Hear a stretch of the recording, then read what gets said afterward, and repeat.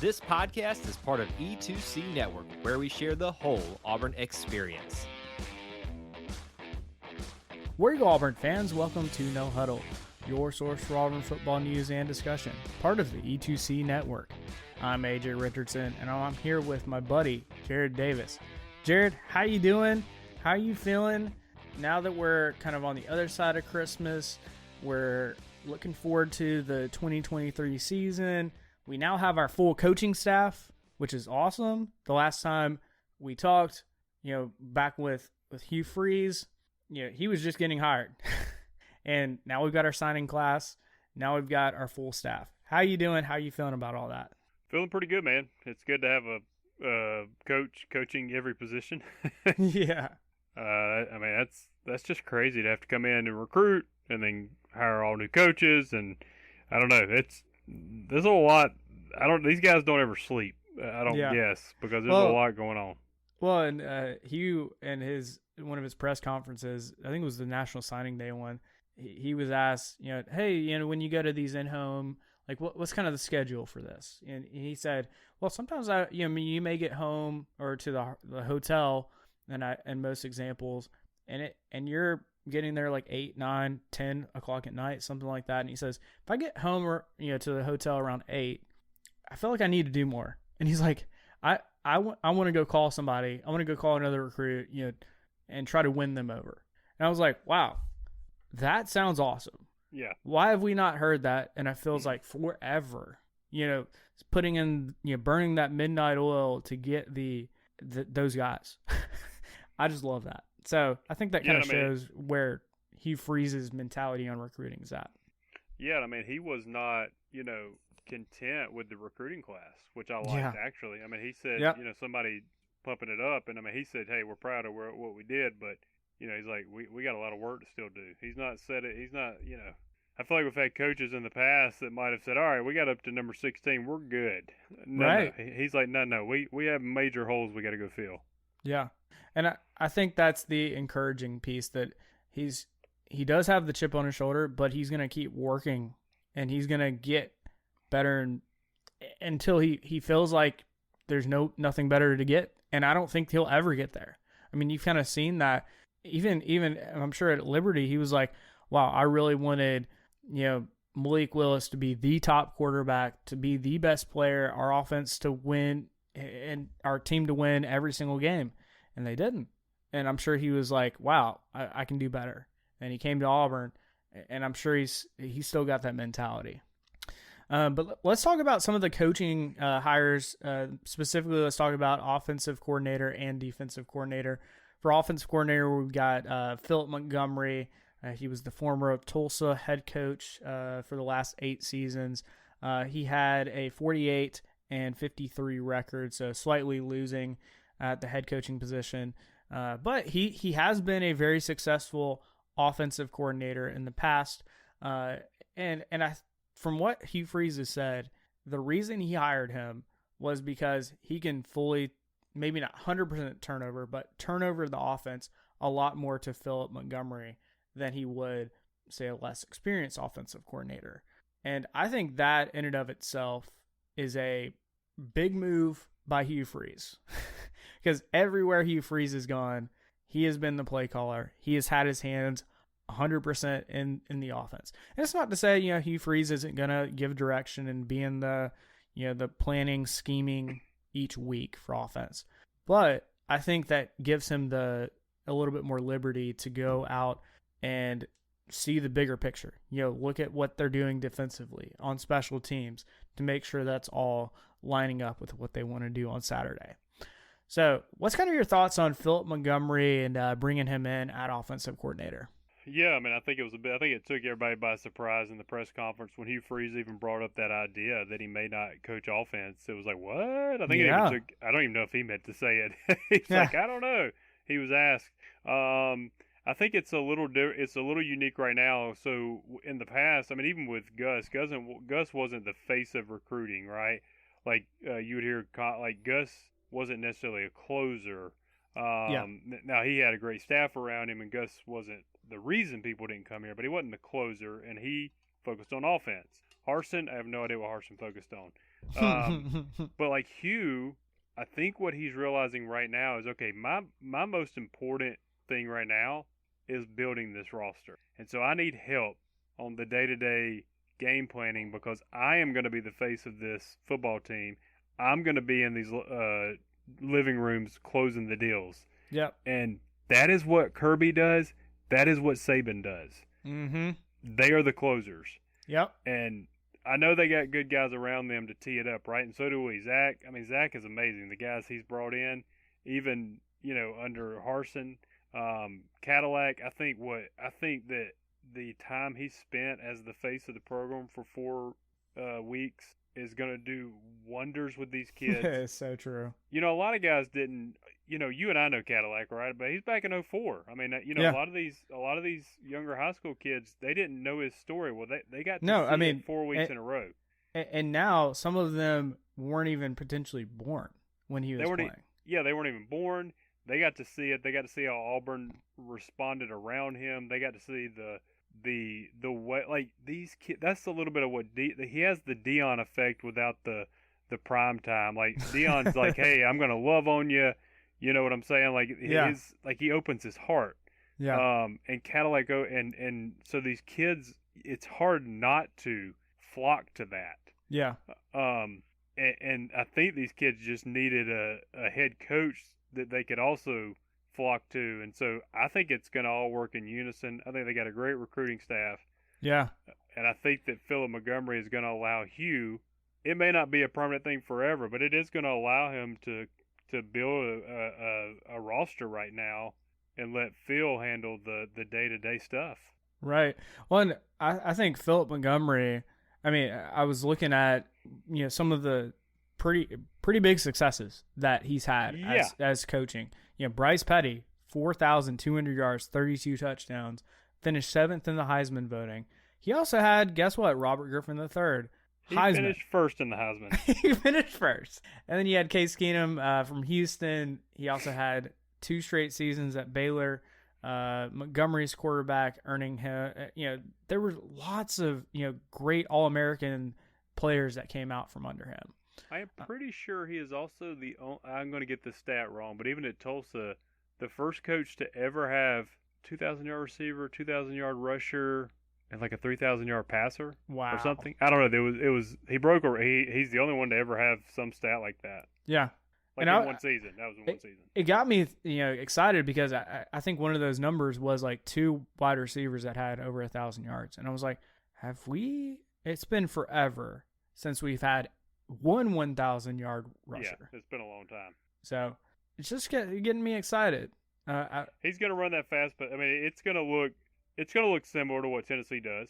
If fans don't, I think that's what we're going to be similar. It's going to be go fast. I think Phillip probably runs the ball more than Tennessee does, but which is good because that's our strength still. Still our strength, and for a while, I think it will still be our strength. Yeah, I mean, if we can somehow get the kid from Mississippi State who has yet to announce as of when we're recording this, that'd be a nice addition, I think. But you already got Jarquez, and you got who's Demario Alston, and then you got Jeremiah Cobb, who's coming from Montgomery, he could have as much of an impact year one as Jarquez did 2 years ago. So right.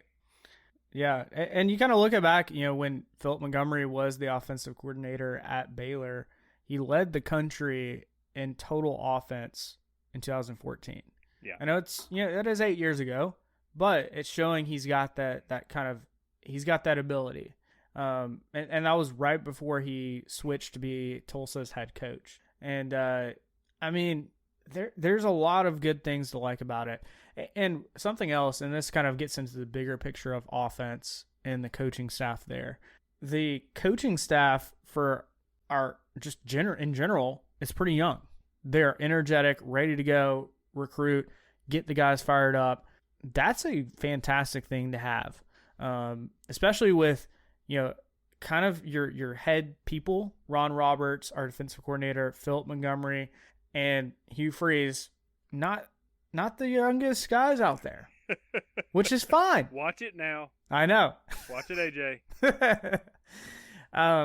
But you're still young. I am still young. Not.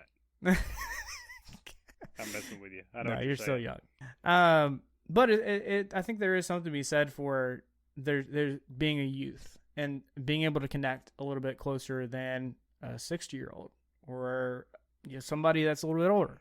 But that's the way things go. I think Phil Montgomery was a really good hire. I want to get on to the D coordinator because I have a mixed bag of emotions on that. Yeah, and I feel like most people do as well. And it's, I don't know, there's good things about him, but I don't think anything's going to be like, wow, this guy's incredible. We needed this guy. But yeah, let's talk about Ron Roberts, defensive coordinator. He was the defensive coordinator at Baylor previously. He also got fired, which I don't think necessarily that terrible of a thing. His defense at Baylor led the Big 12 in run defense back in 2021 and was number 3 this year. So even though he got fired, he still had a great defense, at least stopping the run. Baylor also led the conference in turnovers gained last season and was number 4 this season, which you look at that and you're like, wow, what did we struggle with this last year? Felt like stopping the run. What else? Stopping turnovers. This guy did it at Baylor, and hopefully he can bring that to Auburn because those were 2 of our biggest gaping holes on defense this year. So I think those are the positives. But what else, when you heard the news about Ron Roberts, what were kind of the thoughts that you said that were kind of the mixed bag of emotions about him being hired? First off, I had to Google who he was, but that's not his fault. Yeah, I think so it's one thing for Montgomery, he got fired as a head coach, right? This guy got fired as a defensive coordinator at Baylor, you would have to say he fell upwards, right? I mean, he got a D coordinator at Auburn. Mm-hmm. There's more that goes into firing, right? I mean, here's the reality. He actually used to be Dave Aranda's boss. I think when they were at a smaller Louisiana school or something. Mm-hmm. So this guy apparently created the defense that Aranda runs. Yeah. And it creates havoc. It's apparently used by a lot of teams now. I mean, he's not like Mike Leach level in creativity with what people use, but it's a defense that creates a lot of illusions where the quarterback thinks one thing and it just that's why it leads to turnovers. So that is the positive. He does have a very opportunistic defense. In 2021, I think their defense was ranked like top 10 nationally in almost every category. But last year wasn't great, and he's had a couple of not great years. Now the run defense was pretty good last year, but I think overall their D was like 50th nationally. Mm-hmm. And I think that's kind of where he probably hovers on average. However, I think he is known for, like I said, his scheme is going to create turnovers. Yep. And I think he's one of those guys that, because of scheme, he can do more with less. And until we get a roster full of studs that we need, we probably need a guy who can do more. Like, you could go get Charles Kelly, right? Everybody wanted Charles Kelly. He's the co-defense coordinator at Alabama, mm-hmm. who used to coach at FSU. But you don't know what Charles Kelly looks like without 4 and 5 stars at every position. True. You know what I'm saying? You could have gone and got, I mean, I don't know that you could. If they would come. I'm not saying they're obviously coming.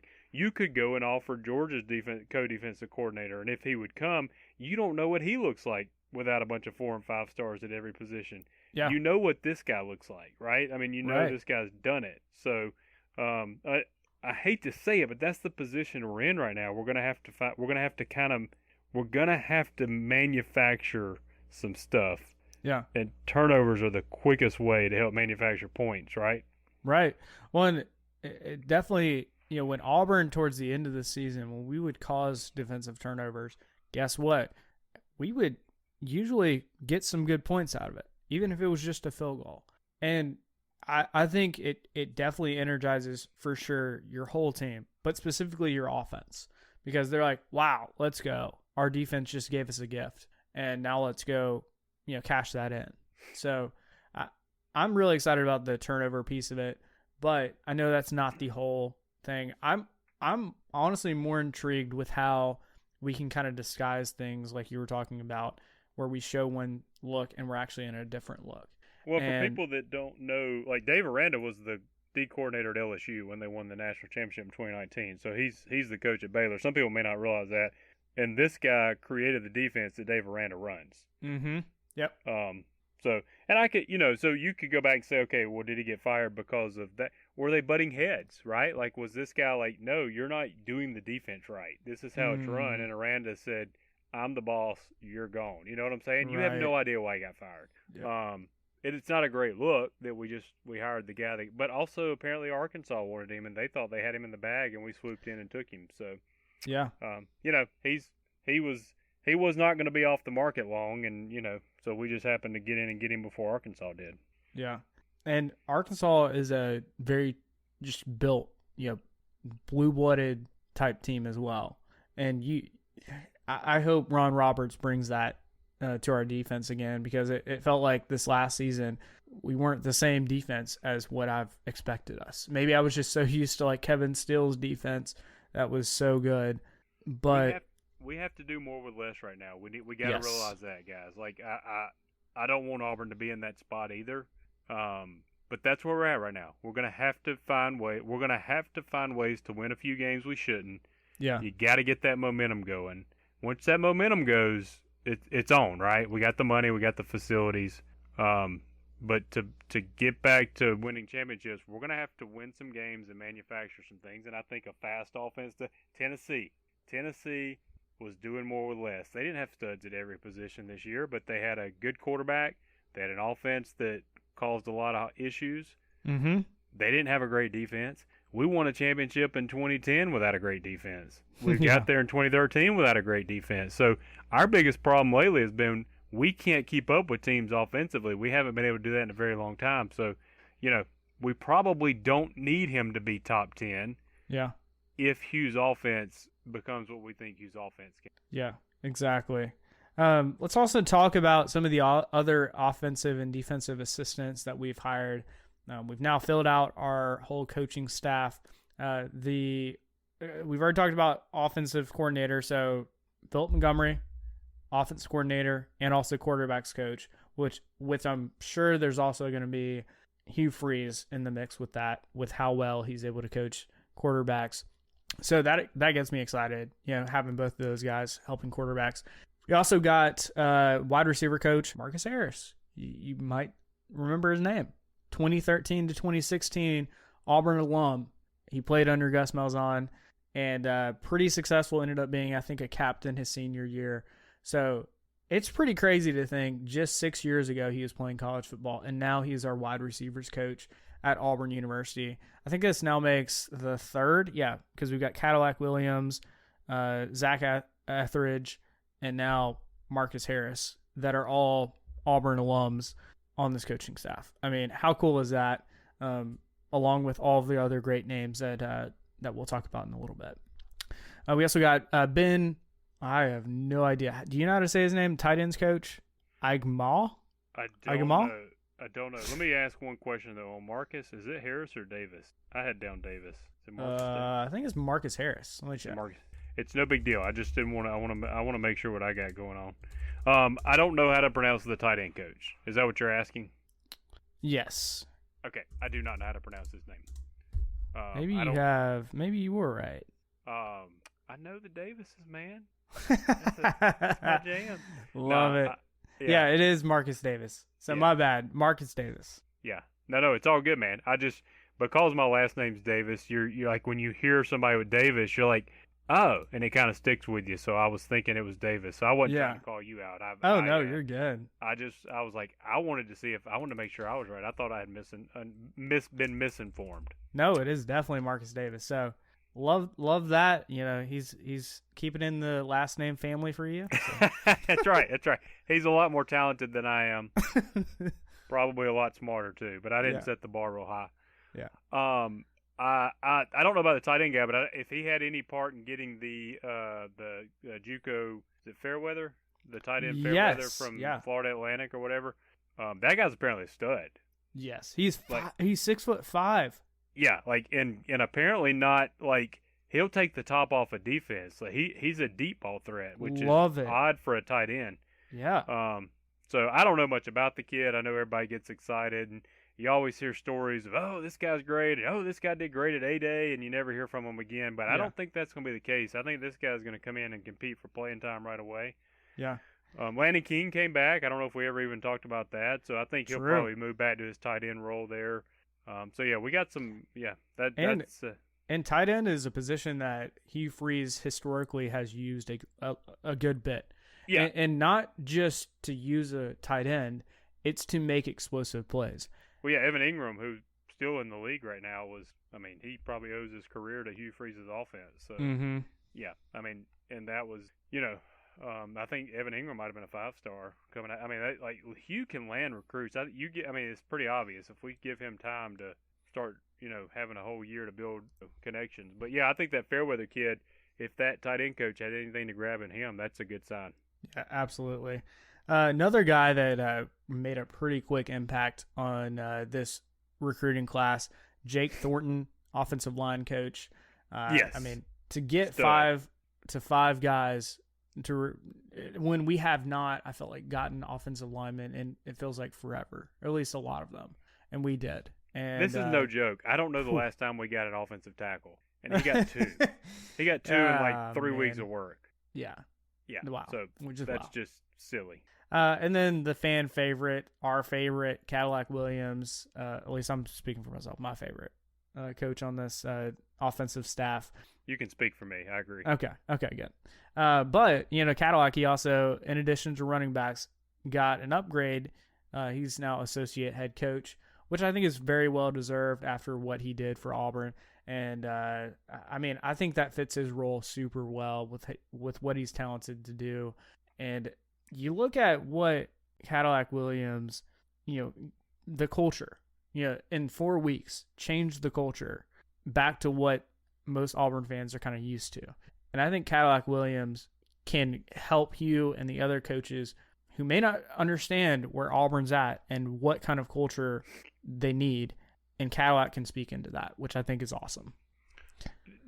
We didn't bring it up, but I think it's a cool story. Mike Leach, obviously, it was tragedy, and our thoughts and prayers are with his family. But there was kind of a cool story where, real simple thing, right? But Cole Kubelik tweeted after the Leach passing and said, before the Mississippi State game, which was Cadillac's first game, Mike Leach walked up to Cole Kubelik and said, "Hey, you went to Auburn, right?" And Cole said, "Yeah." And he said, "Hey, do you mind introducing me to Cadillac? He's got a lot of stuff." He didn't say stuff, but he said he's got a lot of stuff going on this week. Yeah. And I want to make this as least awkward as possible for him. Yeah. So I thought that was pretty cool, like for Leach to even care about that, right? He's like, "Hey, for man, real. Can you introduce us? Because I don't want to be, Cadillac's dealing with a lot, and I want this to be as seamless as possible." So wow, thought that was a pretty cool story. That is pretty cool, and I'm sure Cadillac was like, just knowing how he interacts with people, he was like, "Dude, you're my brother. Like, I'm gonna make you feel as comfortable as possible too." Like, it was kind of one of those reciprocal things, even in the chaos of him being the head coach and literally being an assistant coach the week previous. No doubt. And I think it just shows, number one, I think Leach, he was well respected. I think there's been a lot of stories that have come out. But number two, I think it shows the respect for Cadillac too. Like, for Leach to even care about that. I mean, he didn't just walk up and just shake his hand and say, "Hey, good luck." He's like, "Hey, I want this to be done properly." So yeah, introduce me. I respect Cadillac. So yeah, I thought it was a cool story. Yeah, absolutely. On the defensive side, we've already talked about Ron Roberts. He is the defensive coordinator. And then we also have Jeremy Garrett. He'll be the defensive line coach, which he'll have his hands full with a lot of young defensive linemen this year. But I've heard some good things about him. So defensive line, you got some big names, but we need to really, I feel like defensive line may be kind of a rough spot this year, unless we make something happen and fill in those gaps potentially. And maybe this is where, kind of the 3-4 formation, kind of what I've heard Ron Roberts runs, could kind of help fill those gaps. You get some extra guys into the box that might not normally be. and that could be really cool to see how we kind of fill that out. Josh Aldridge, he'll be our linebackers coach, and again, he'll have his hands full because wow, the linebackers. Just think about it. You had Owen Papo. He's going to the NFL, and there's not a whole lot behind him. I mean, Woodyard's going to have to grow up quick. We got to have him. Asante, the guy from North Carolina, if he's still got eligibility, he may have to see the field. I mean, yeah, we're going to have to make do. But I do think with the scheme he runs, apparently you only need one true linebacker. I've never studied this guy's scheme, but it's like one true linebacker. I don't know, but at the end of the day, we don't have enough. I mean, Cam Riley's the only guy right now I would say is SEC caliber. Yeah, and even Cam Riley had some issues last year. Yeah. And that's expected when he doesn't have that much experience. Yeah, he's not all SEC. He's just the only one with SEC caliber. We got to get help, man. That to me right now, you have to go get you need everything, right? I mean, you still need more O linemen. Yeah, you have to go get linebackers, right? And I think you have to go get another edge rusher, and you have to get some interior help on the D line. It'd be great to get another receiver. It'd be great to land that Mississippi State running back. That's nice. You have to go get linebackers. You have to. I mean, there's really, besides Wesley Steiner and Cam Riley, I mean, I can't think of anybody who would really truly be. Maybe Robert Woodyard, like you said, maybe, but he was just a freshman. I don't know if he's ready. Well, and Wesley Steiner, man, I mean, I'm not. You got to go get linebackers. I'll just leave it at that. Yeah, for sure. For our secondary, we actually have two guys. We got Wes Crime Dog McGriff. He has come back to coach at Auburn. Super excited that he'll be back here. And, of course, Zach Etheridge, who has been a instrumental piece even under Harsin. And, man, you just love to see that Zach Etheridge is still staying on staff. And, man, there's just something good.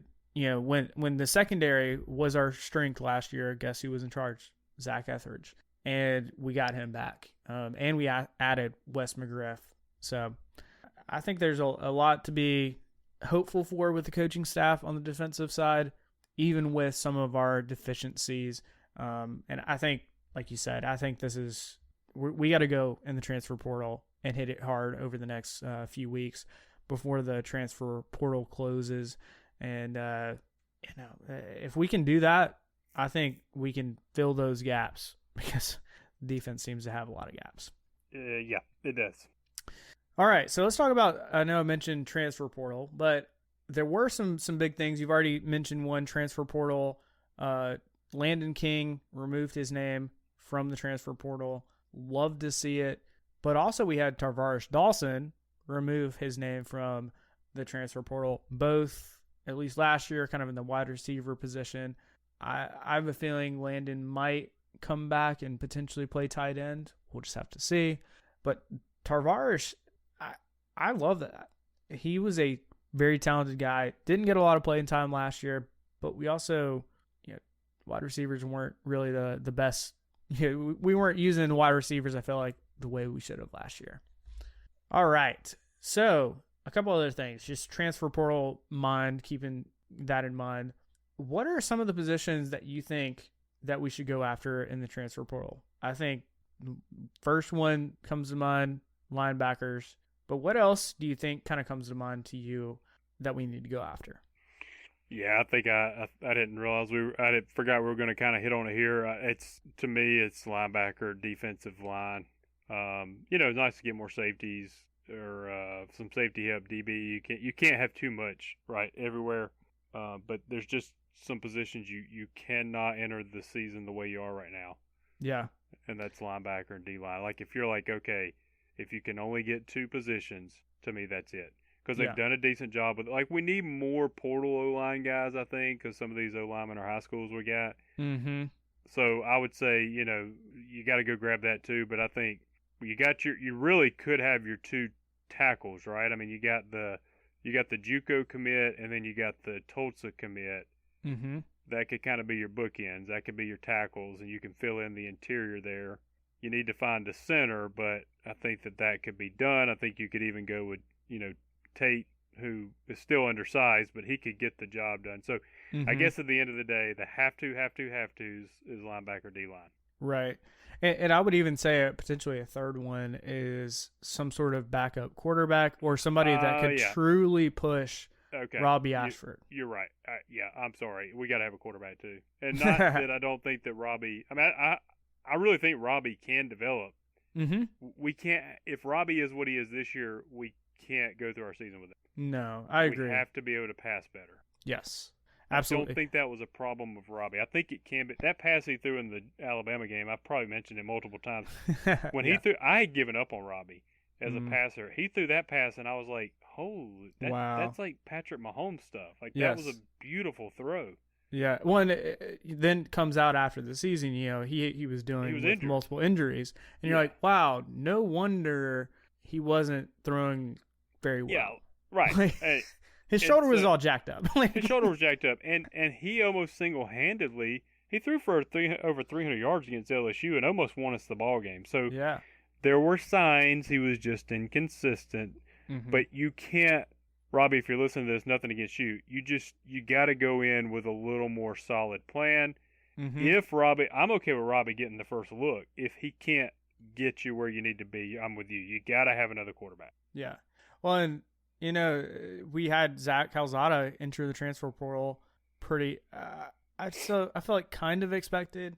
And then TJ Finley has yet to, he's still on the roster as far as we know, but he's also graduating in the spring. So he probably is waiting. Yeah, the rumor is he's waiting to graduate to transfer. He can't transfer again. So he's basically, Auburn's probably doing him a solid. They're allowing him to stay under scholarship. He's getting his degree, and then he's going to transfer. Yeah. Because he can't transfer right now. He's already used his one. He's got to be a grad transfer. Right. And once he graduates in the spring, in May, transfer to a different school, get his, grad transfer, I think you can make that work. So I think quarterback has to be another one. And we've already seen the coaching staff already go after Grayson McCall, Devin Leary, and those were some top guys that were in the transfer portal.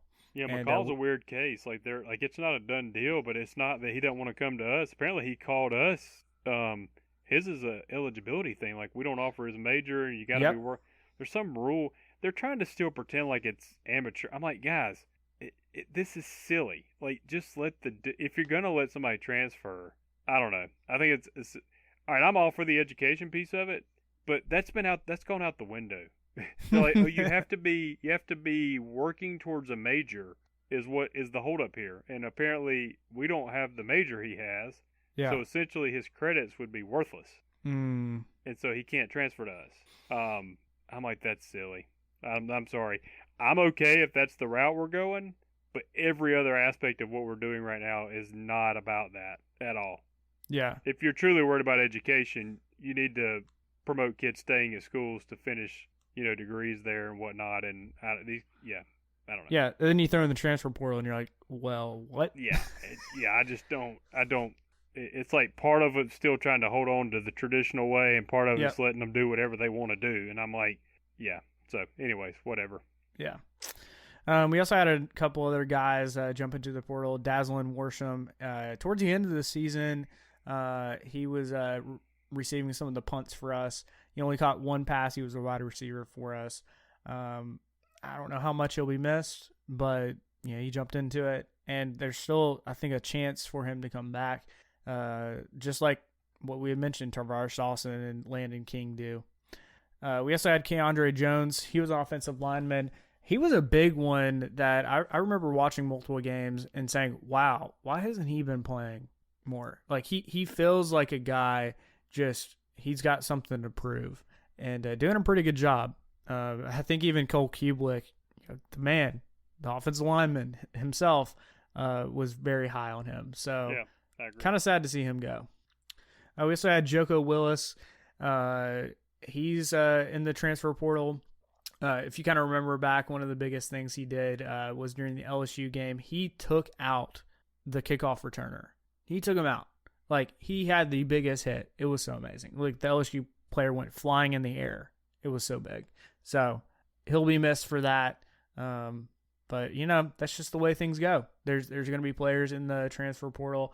Thankfully, Auburn isn't. I think we're at like 10 players in the transfer portal now since the season ended. But you kind of put that in perspective. The teams in the SEC that are at the top right now have 20 to 22 guys in the transfer portal. So 10 doesn't sound so bad anymore, does it? No, it's not. 10's not bad with a coaching change. Yeah. As far as NFL draft guys, guys that will be moving on to the NFL, Derek Hall, Colby Wooden, Owen Papo, Tank Bigsby. So there's some big shoes to fill. Those are very well-known names, and I think every single one of those was very much expected.